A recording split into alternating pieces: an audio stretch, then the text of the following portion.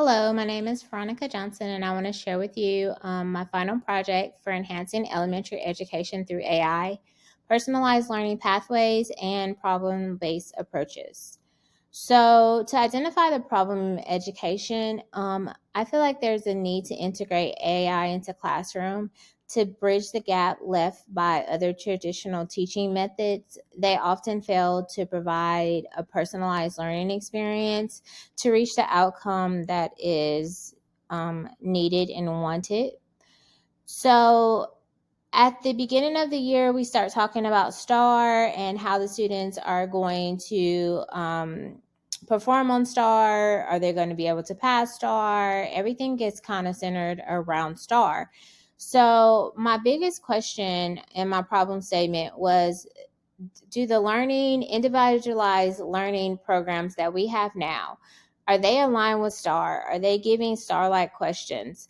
And while they're in these individualized learning programs, what help is available to students when they struggle? So right now, I took a look at HISD. So HISD is the largest public school system in Texas, and it's the eighth largest in the United States.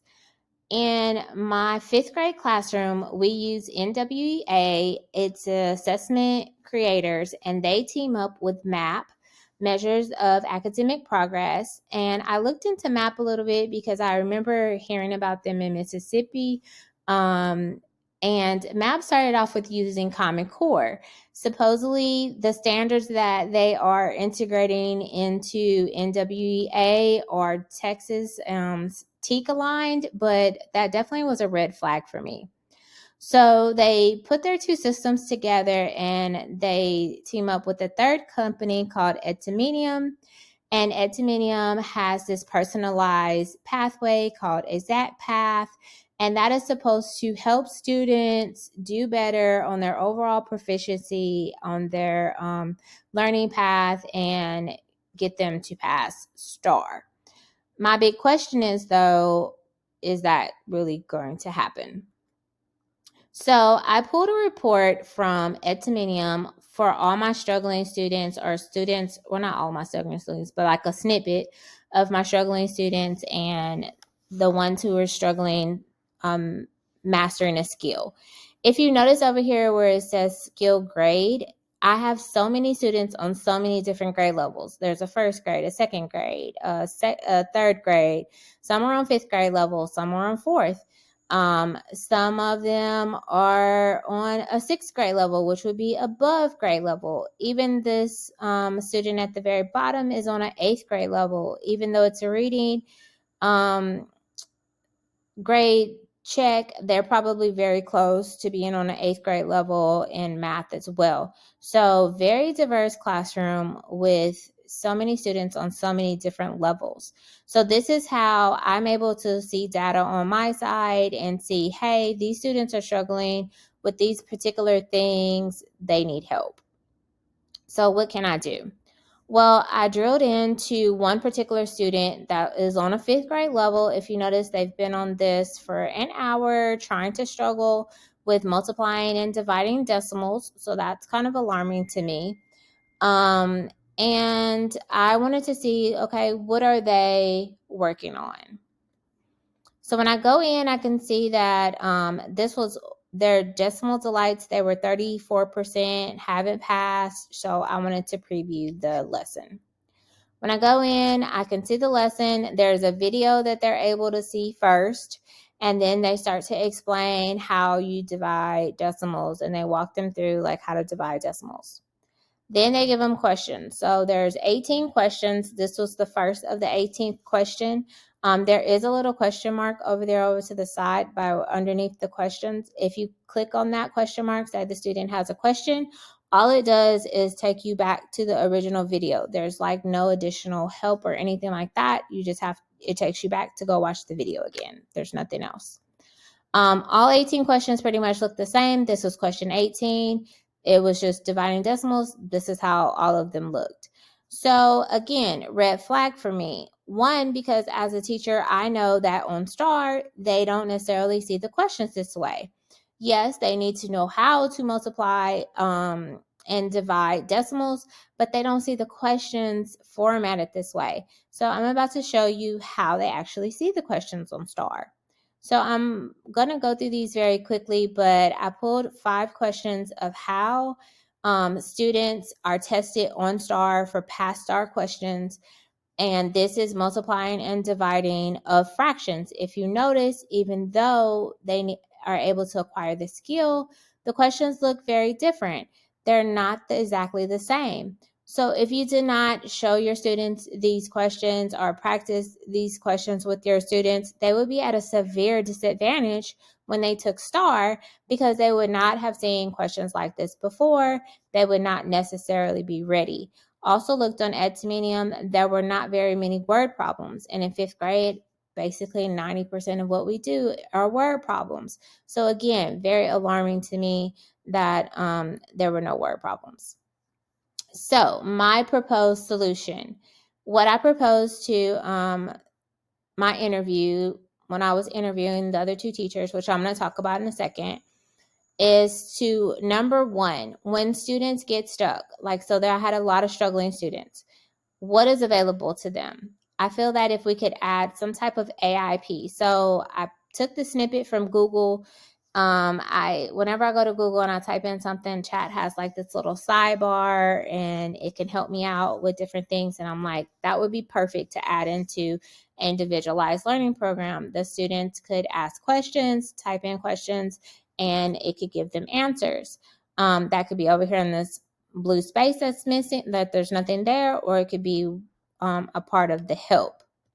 Second, I feel like instead of just relying on MAP and hoping that they add in, the right kind of TEKS, why not put in questions that we know for sure were tested on STAR, so that our students can see STAR-like questions, pass STAR-like questions, and start having some practice with those as well.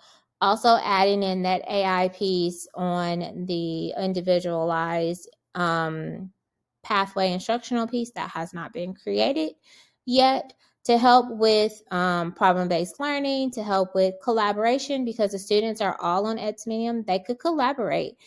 There's no collaboration piece right now on Edminium where the kids can work together. So I definitely feel like that is needed. Also, there's no open-ended, pathways of how there's no diagnostic about, what they particularly like or anything like that. No customization or anything like that. And it's only based on difficulty level. It's not really personalized to the student. So one of my main goals is to improve the personalized learning experience. And I feel that AI could help with that. Did a literature review about AI. I talked about how I feel like AI is needed in education because of the diversity of the learning styles, and this one-size-fits-all curriculum is just not working. I did want to add in some problem-based learning into the program to where students could kind of have like this open-ended problem to deepen their thinking, also so where they could work with other students. And I feel like this could be added into a program very easily. Research questions is, how would AI impact the students? How would it impact the teachers? What effect would it have on engagement? And overall, would it impact achievement and improve performance? The frameworks that I wanted to use was community of learning, just because I do want to bring in that community piece where the kids can work together. Of course, you can't leave out the teaching presence. I decided to leave this quantile framework for mathematics because that's what NWEA is using. This is how they measure students, and I don't really necessarily see anything wrong with it. I just feel that on the second piece of it, adding in questions needed to be altered. The solution was creating AI to have educational tailored content to promote self-directed learning, give immediate feedback to the student and the teacher, and also being able, I feel like AI can adapt. So I proposed all that to my teachers, and this was basically analysis of our interview and some of the things that came back from it. They agreed that NWEA's ability to group students, so that quantile framework, was a strength, because they like that part of it. So that's why I was like, we can leave this. They did say that limitations of Lead Forward, just because there's no digital piece of Lead Forward, everything, like when we do questions from Lead Forward, we have to print them out and make copies. And then there's not a lot of examples per TEK, especially one of the reading teachers said in reading, there's just not enough examples to hold her throughout the whole year per TEK. And then MAP and Lead Forward were identified as instructional resources that are being used, but definitely there were some serious gaps.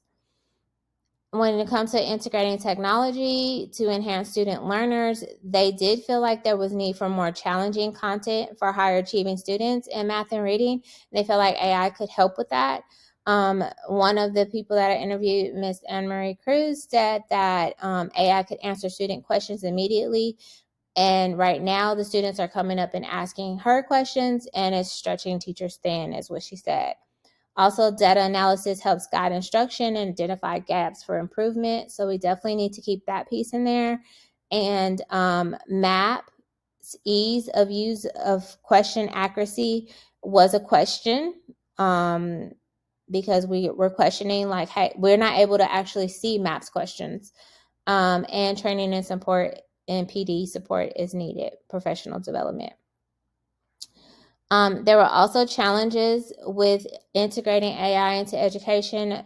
They had mixed feelings about student engagement with MAP and Lead Forward, just because they feel like the kids get bored with it. There also needed to be some improvements if we were going to support students to be able to see questions and ensure correct leveling. So we're worried kind of right now with the leveling that MAP is giving us, because we're not able to see the questions. And MAP is telling us, oh, the student is on a 6th grade level, but from the work that we're seeing, we're worried that the student's going to be able to pass STAR. So that's some of the problems that we have with MAP. We also feel like there's challenges with providing personalized learning experiences, especially for those who are below grade level. And we feel that overall, through the interview, they felt like there would be benefits with using AI to provide, again, that immediate response and adapt to students' individual learning needs. As a personal reflection, I think that AI could go well with AI and human teaching, having this hybrid model. I think it's very important for immediate feedback and personalized educational instruction paths for students. I also feel that the data that can be derived from AI would be something that, teachers currently don't have. And especially for our higher achieving students, the customized extension activities through problem-based learning would be something that would be super helpful. Also feel that there is an impact that AI can have on learner engagement, motivation, their cognitive processes, their performance, especially if they're able to have a diagnostic of the things that they like and don't like. Also, I think that it will help with the learning environment and be able to give feedback in a timely manner and meet educational needs and be flexible. There are gaps in research, like AI over a long time. Will it help students over a long amount of time? Will it align with teacher pedagogies? Will it be able to be integrated into teacher systems as far as money is concerned and being supported, with devices? How would it affect over time? And then also with diverse groups, age groups, educational settings, schools that maybe didn't have as much money, would they be able to support this?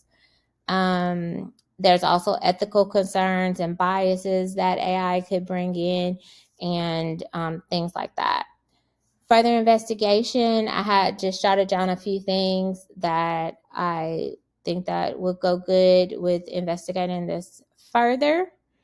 And I believe that is it. Thank you so much for listening in. I really appreciate you giving me your attention.